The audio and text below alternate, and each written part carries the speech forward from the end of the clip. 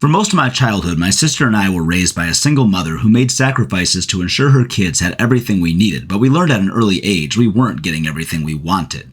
When we went to a department store, we needed Mom's permission to go to the toy aisle. We had no expectation of actually getting a toy, so I couldn't tell why we weren't always allowed to browse. I understand now that Mom was just avoiding any risk of having to tell us no if we did get tempted enough to request something.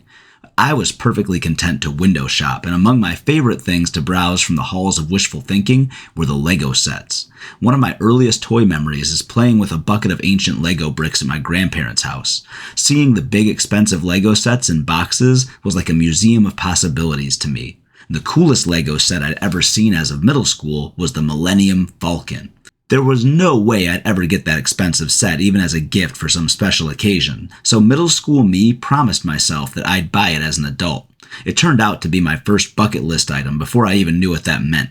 Despite being the first item on that list, over 2 decades passed before I even considered crossing it off. LEGO updated what's now a fairly rudimentary Millennium Falcon set 12 times over that span. The original set contained 659 pieces and was meant for ages 8 through 12.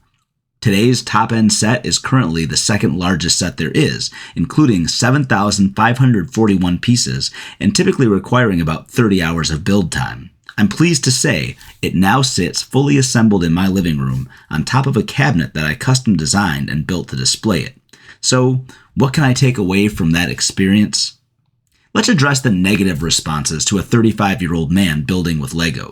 Now, this particular set is recommended for ages 16 and older, so it's really not a child's toy. But even if it were, so what?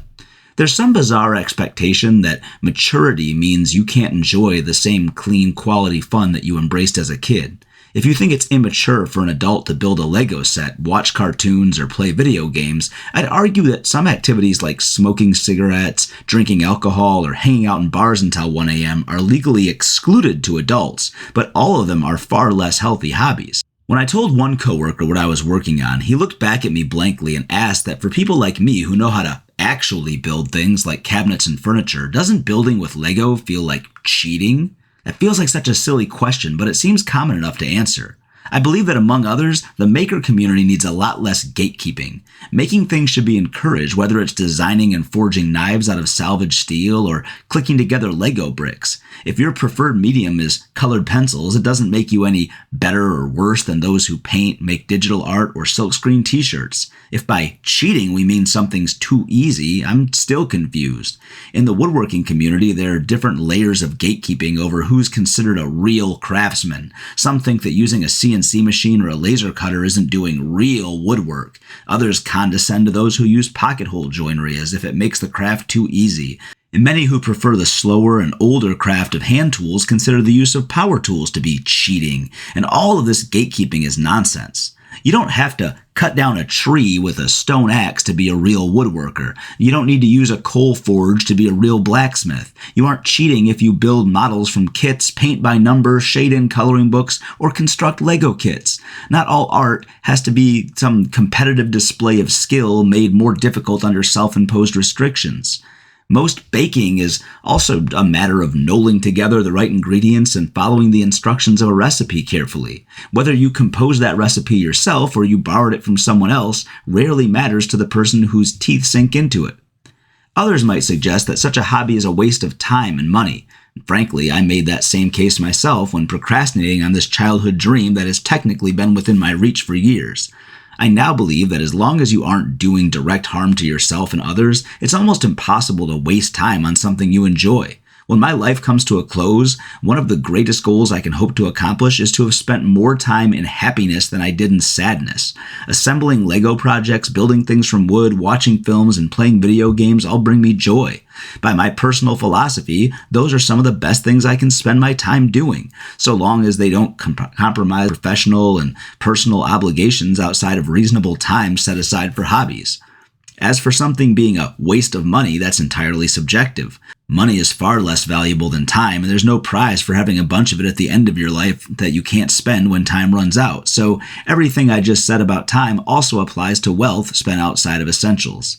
It felt fantastic to finally fulfill a childhood promise to myself. For years I made excuses to put it off. Where would I put it when it was done? How practical is that really?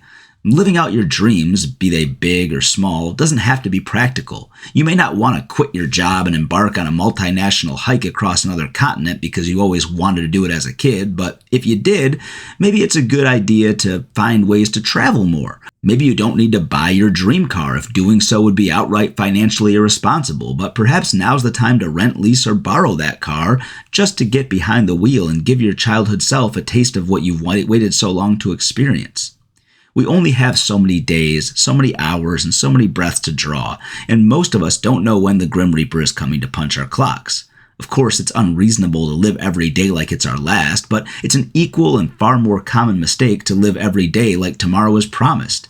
If you do behave a bit too recklessly or drain your bank account trying to live it up a bit too much, there's still a way to make up for those mistakes. But if you wake up on death's door one day and look back to realize you spent your life going through the motions, only caring about the cold calculus of existing efficiently, you don't get a do-over.